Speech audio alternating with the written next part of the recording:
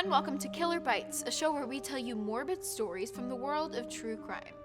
Today on Killer Bites, we'll be talking about the conflicted case of Mary Yoder. Someone had poisoned Mary Yoder, that much was certain. But the confusing and conflicting circumstantial evidence of who had actually done the crime would end in what some believed was the wrong suspect doing the time. 6 months, 2 trials, and 2 deadlocked juries later, and some of Mary's sisters still think that they got the wrong person. Mary Yoder was a 60-year-old chiropractor from New York who was quite literally the picture of perfect health. Looking at photos of her, you can tell she took her health and profession very seriously, and it showed. Because homegirl didn't look a day over 40. Mary ran a successful chiropractic business with her husband Bill for more than 30 years. Could you imagine having both of your parents as chiropractors? My mom is still constantly on me about my posture. They were also just a thriving couple. Thriving like they grew their own herbs in their garden that they used for their holistic medicine thriving. Imagine having your life that much together. One Sunday in July, Mary started feeling ill quite suddenly at work. A little out of the ordinary for her, she pushed through it. A friend who had seen her that morning said Mary seemed to be her usual radiant self. But as the day wore on, she felt progressively worse and had to head home early around 4:30 p.m. She got home and tried to sleep it off, but by the next morning, her symptoms had only gotten worse. Mary told her husband she thought she had a stomach bug, and the next morning she went to the hospital where doctors expected her to be released after a quick stay overnight. Doctors ran a bunch of tests hoping to find the source of Mary's strange and sudden illness. At this point, Mary Yoder had been really sick for over 24 hours. For a woman who is so in tune and careful about her body, it must have been so frustrating to not understand what was making her so violently sick. Late during the night, Mary tried to stand up in her room and collapsed to the ground. She was admitted to the ICU where her health only continued to worsen. Bill called their 3 kids and got them to the hospital, and by that morning, Mary had suffered her first heart attack. And not that I'm an expert on illness, but I've had my fair share of stomach bugs, and none of them have ever ended in cardiac arrest. Over the course of the next day, Mary Yoder suffered 7 more heart attacks and unfortunately couldn't survive the final one. Only 48 hours after leaving her office that Sunday, Mary Yoder was gone. Initially, the doctors had no idea what had caused all of this. They then ordered an autopsy, which revealed that Mary had OD'd on a medicine she definitely wasn't prescribed. Mary's body was tested for arsenic and cyanide, but the results both came back negative, and after 2 months of testing, they finally got a match. Mary had been slipped a little something called colchicine. Colchicine is a medicine used for treating gout and inflammation of the joints. When administered to a person without gout, however, even a minuscule amount of colchicine can be fatal. They had a theory that some of the herbs in her garden could have been contaminated and also sent the daily supplement she took to a lab for testing. Don't tell me this is the Tylenol poisonings 2.0. But everything in Mary's garden and supplement bottles came back clean. Proving that she couldn't have accidentally ingested the substance, the investigators knew that someone had intentionally poisoned Mary. And who's the first person the authorities turned to in a case of foul play? If you guessed the husband, you are correct. That day Mary got sick, her husband Bill was not in the office. Investigators looked into the victim's life insurance policies as a potential motive, and their search revealed nothing suspicious, and the prospect of an insurance payout was ruled out. And get this, not long after Mary Yoder was gone, Bill reportedly started dating her sister. Whoa there, buddy. That's suspicious AF. Then the authorities started receiving anonymous letters. The medical examiners got one, and the sheriff's department got one. Both letters were identical and claimed to have information regarding the case.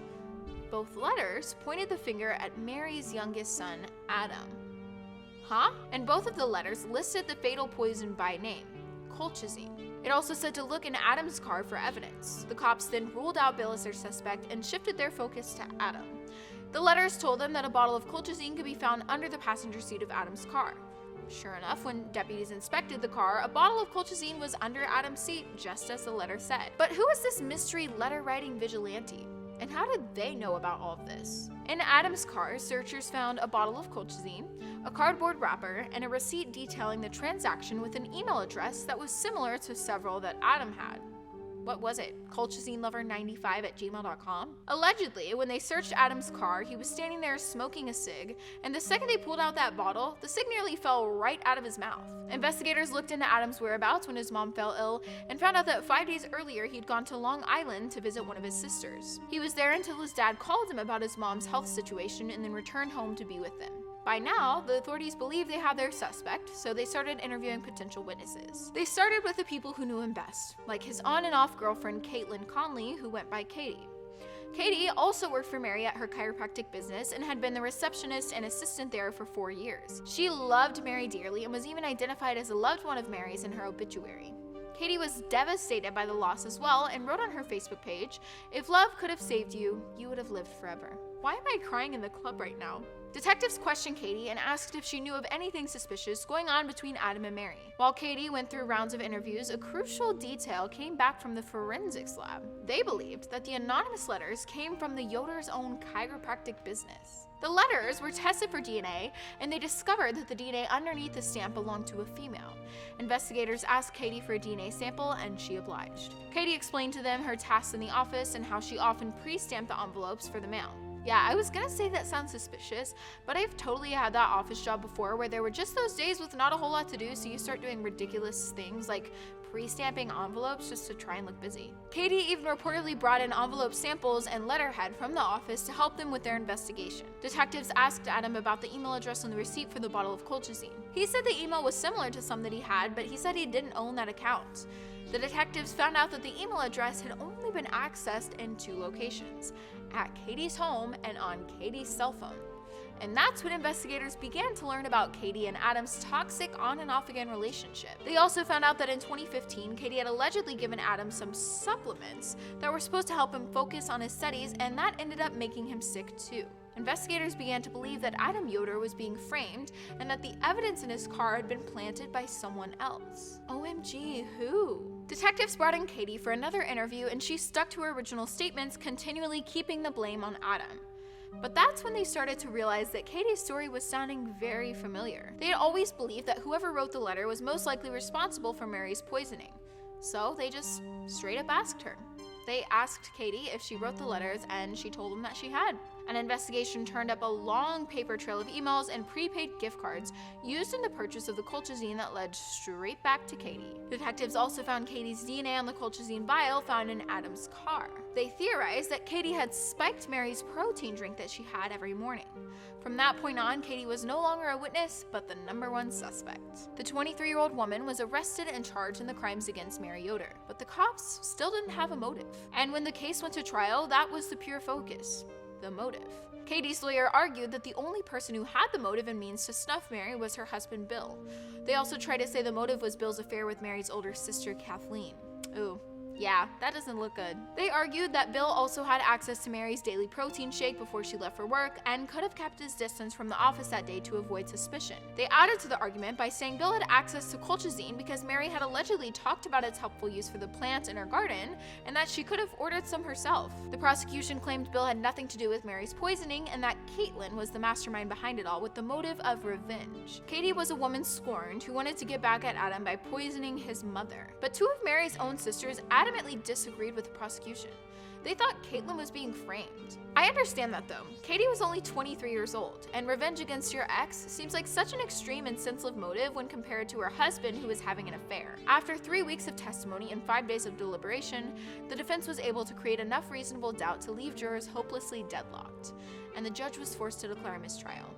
But prosecutors didn't drop the charges, and 5 months later, Katie was on trial again. This time, as prosecutors prepared for their trial, Adam informed them that Katie had plugged her phone into his computer right around the time his mother passed. Forensic experts searched his laptop and discovered that a backup of Katie's phone had been created. I still don't really understand you, but thank you, iCloud. The phone backup revealed that she had searched the internet around the time of Mary's passing for the most lethal poisons. Katie's family took a huge gamble and hired a new attorney right before the second trial began. This round, her team decided to no longer focus the blame on Bill, but instead shifted the blame back on Adam Yoder. The new defense team began to paint a new toxic relationship between Adam and his mother, claiming they were codependent and often violent. Oh, nice. So on top of dragging the dad's name through the mud, they're not going to do the same for Mary and Adam. The defense argued that it was Adam who was seeking revenge, not Katie. They said that Katie refused to get back together with Adam, and so he decided to frame her for his mommy's homie. The defense even showed text messages from Adam to Katie, where he appeared to be begging her to come back to him. After weeks of testimony, the jurors began to deliberate. The jury requested to take another look at the video of one of Katie's interrogations. They watched for the specific moment where Katie was asked why she believed Adam would keep the poison in his own car, even though it would directly link him to the crime. Katie told investigators she thought he might be keeping it in his car to use it on someone else, but then added, But guys don't use poison. The detective, not really knowing where the statement came from, responded back, "A lot of them do." To which Katie responded, "They say it's a lady's weapon." The jurors couldn't figure out why Katie had said that. Was that a guilty error on her part, or just a genuine statement? Or was she just a big fan of true crime and was just rattling off statistics about typical weapons of choice? The jury seemed to be pretty convinced of who the real poisoner was when they saw the searches and transactional evidence from Katie's phone and computer. I've said it before and I'll say it again, it's absolutely unreal to me when a case in the era of iPhones goes cold. I truly don't understand how anyone thinks they can get away with something in this day and age with your iPhone knowing exactly what you're doing, where you are, and why. I swear my phone always knows when I've run out of oat milk before I do. The prosecution asked the jury to consider realistically and reasonably who else could have been using Katie's devices to look up the poison and to create the letter of intent. Then it came time for the victim impact statements, and it was about to get messy. Adam took the stand first. He talked about introducing Katie to his family, and because he loved her, they all accepted her and treated her like family. Now, he said he hated Caitlin and Conley with every bone in his body because she took his mother from him. Bill took the stand, and he too alleged that Katie wanted to get even with his son, so she took revenge on his mother. Then it was Katie's turn to make a statement of her own. She claimed her innocence, then thanked her friends, family, and strangers who were showing their support for her. The judge said that all the evidence in the trial directly pointed to Katie, and he sentenced her to 23 years in state prison. But that decision would forever cause a divide in the Yoder family, because some of Mary Yoder's own sisters had publicly stated that they thought the wrong person was sent to prison. They still believed Bill and Adam were behind it all. The sisters alleged that they personally knew Caitlin and knew how much Mary loved Caitlin, and they don't believe she could have done it. Some of Mary's family felt so strong about Katie's innocence that they've started campaigns for her. They believe that Bill wanted Mary out of the picture so he could finally be with her older sister Kathleen. Oh yeah, BT dubs, they're still together. I was going to say I'll bet those are awkward family reunions, but I doubt they would even have one at this point.